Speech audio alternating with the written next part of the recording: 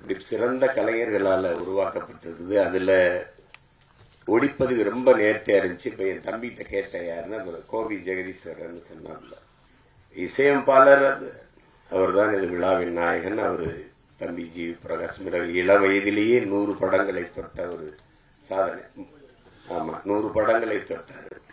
அப்போ அது அசூரன் படம் படத்தை பார்க்கும்போது அதுல பின்னணி இசை மிகச்சிறப்பா செய்திருப்பாரு. அந்த காட்சிகள், அது அந்த சண்டை காட்சிகள் இதெல்லாம் நகரும் போது அந்த வயதுல இவ்வளவு ஆளுமையா அவர் செய்யறது ரொம்ப திறமை. அப்ப நானும் என் தம்பி மாதவனும் நடிச்ச ஒரு படம் இருக்குது. அந்த படத்துல அப்பதான் இவர் நேர்ல சந்திக்கிறேன். இசை இவர் தான், அந்த ஜி பிரகாஷ் தம்பி தான்.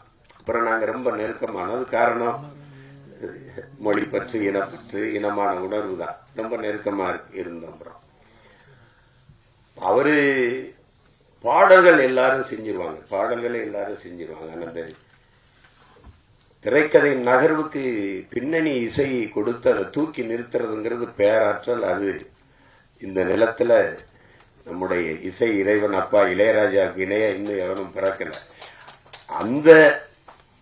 அதுக்கப்புறம் அந்த தலைமுறையில் தம்பி ஜி பிரகாஷ் ஒரு பெரிய கெட்டிக்காரர் என்பதை யாரும் மறுக்க முடியாது.